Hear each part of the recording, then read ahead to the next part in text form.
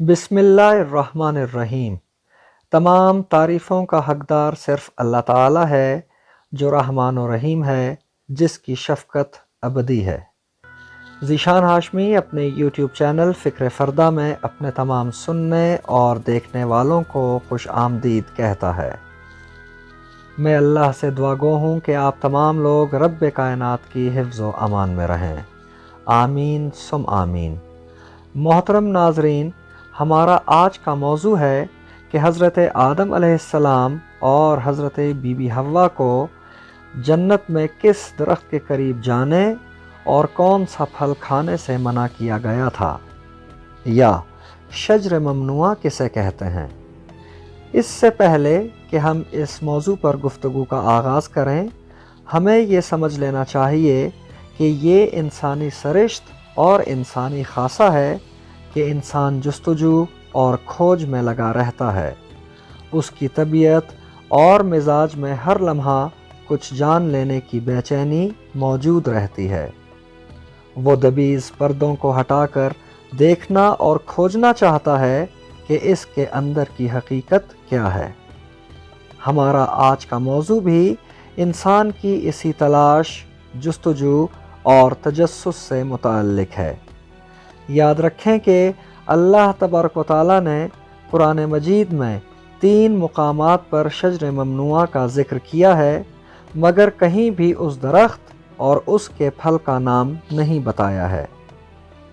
ہم چونکہ اپنے خاصے اور سرشت کے ہاتھوں مجبور ہیں، لہٰذا اول روز ہی سے یہ جاننے کی تگ و دو میں ہیں کہ وہ کون سا درخت اور کون سا پھل تھا جسے کھانے سے حضرت آدم علیہ السلام کو روکا گیا تھا۔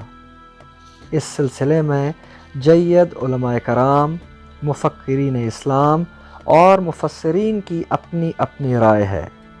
اس پروگرام میں ہم چیدہ چیدہ آراء کا احاطہ کرنے کی کوشش کریں گے۔ گفتگو کے سلسلے کو آگے بڑھانے سے پہلے ہم قرآن مجید کے ان مقامات کی تفصیل آپ کے سامنے رکھتے ہیں جہاں اللہ تعالیٰ نے شجر ممنوعہ کا ذکر فرمایا ہے۔ سورہ طٰہٰ میں آتا ہے، یاد کرو وہ وقت جب کہ ہم نے فرشتوں سے کہا تھا کہ آدم کو سجدہ کرو، وہ سب تو سجدہ کر گئے مگر ابلیس تھا کہ انکار کر بیٹھا۔ اس پر ہم نے آدم سے کہا کہ دیکھو یہ تمہارا اور تمہاری بیوی کا دشمن ہے، ایسا نہ ہو کہ یہ تمہیں جنت سے نکلوا دے اور تم مصیبت میں پڑ جاؤ۔ یہاں تو تمہیں یہ آسائشیں حاصل ہیں کہ نہ بھوکے ننگے رہتے ہو، نہ پیاس اور دھوپ تمہیں ستاتی ہے۔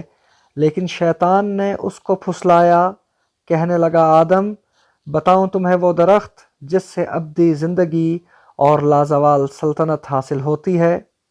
آخر دونوں میاں بیوی اس درخت کا پھل کھا گئے۔ نتیجہ یہ ہوا کہ فوراً ہی ان کے سطر ایک دوسرے کے آگے کھل گئے۔ شجر ممنوعہ یعنی وہ درخت جس کا پھل کھانے سے منع کیا گیا تھا، اس کا ذکر سورہ اعراف میں ان لفظوں میں آتا ہے، پھر شیطان نے ان کو بہکایا تاکہ ان کی شرمگاہیں جو ایک دوسرے سے چھپائی گئی تھیں ان کے سامنے کھول دے۔ اس نے ان سے کہا، تمہارے رب نے تمہیں جو اس درخت سے روکا ہے، اس کی وجہ اس کے سوا کچھ نہیں ہے کہ کہیں تم فرشتے نہ بن جاؤ یا تمہیں ہمیشگی کی زندگی حاصل نہ ہو جائے۔ اور اس نے قسم کھا کر کہا، میں تمہارا سچا خیر خواہ ہوں۔ اس طرح دھوکہ دے کر وہ ان دونوں کو رفتہ رفتہ اپنے ڈھب پر لے آیا۔ آخرکار جب انہوں نے اس درخت کا مزہ چکھا تو ان کے سطر ایک دوسرے کے سامنے کھل گئے اور وہ اپنے جسموں کو جنت کے پتوں سے ڈھانکنے لگے۔ سورہ بقرہ میں شجر ممنوعہ کا ذکر یوں آیا ہے، پھر ہم نے آدم سے کہا کہ تم اور تمہاری بیوی دونوں جنت میں رہو اور یہاں بفراغت جو چاہو کھاؤ پیو، مگر اس درخت کا رخ نہ کرنا ورنہ ظالموں میں شمار ہوگے۔ قرآن مجید کے ان تمام مقامات پر درخت کے قریب جانے اور اس کے پھل کو کھانے سے روکا گیا ہے، مگر کسی بھی مقام پر درخت یا اس کے پھل کا نام نہیں لیا گیا ہے، مگر اہل علم اس جستجو میں رہے ہیں کہ وہ کون سا درخت تھا اور کس پھل کو کھانے سے منع کیا گیا تھا۔ اس سلسلے میں ہم ایک چھوٹی سی وضاحت اور بھی کرنا چاہتے ہیں کہ کچھ اہل علم نے کلام الہی میں موجود لفظ شجر کو اس کے حقیقی معنوں میں سمجھا ہے، اور کچھ اہل علم نے اسے مجازی معنوں میں لیا ہے۔ سب سے پہلے ہم ان محترم شخصیات کی رائے کا ذکر کریں گے جنہوں نے لفظ شجر کو اس کے حقیقی معنوں میں لیا ہے۔ اس سلسلے میں سب سے پہلے ہم ابن کثیر کا ذکر کریں گے۔ ابن کثیر کی رائے میں یہ گندم کا پودا تھا، جبکہ امام طبری کی رائے یہ ہے کہ یہ انگور کی بیل تھی اور پھل انگور تھا۔ سیوطی کی رائے یہ ہے کہ یہ لیمو کا درخت تھا۔ کچھ مفسرین کے مطابق یہ انجیر کا درخت تھا، اور کچھ کے مطابق یہ کھجور کا درخت تھا۔ کچھ علماء اور مفسرین کی رائے یہ بھی ہے جس میں وہ سمجھتے ہیں کہ لفظ شجر کو اللہ تعالیٰ نے مجازی معنوں میں استعمال کیا ہے۔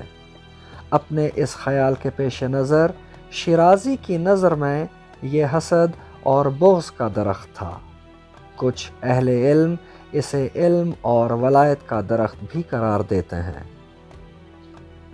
عصر حاضر کے مشہور و مقبول اسلامی اسکالر ڈاکٹر اسرار احمد اس ضمن میں فرماتے ہیں کہ اللہ تعالیٰ نے جنت میں حضرت آدم اور بی بی حوا کے لیے مباح کا دائرہ بہت وسیع کر رکھا تھا، یعنی جنت کا پورا باغ ان کے لیے مباح تھا، مگر انہیں ایک درخت کے قریب جانے سے روکا گیا تھا۔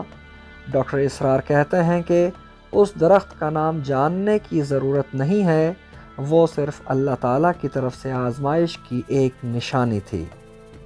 اس سے مراد یہ ہے کہ جس چیز کو اللہ نے پردے میں رکھا ہے ہمیں اسے کریدنے کی ضرورت نہیں ہے۔ اگر اس درخت کا نام اور اس کا پھل بتانا ضروری ہوتا تو اللہ تعالیٰ یہ تفصیل خود بتا دیتے۔ عصر حاضر کے ایک اور مفکر و اسکالر جاوید احمد غامدی نے بھی اس موضوع پر اپنی رائے دی ہے۔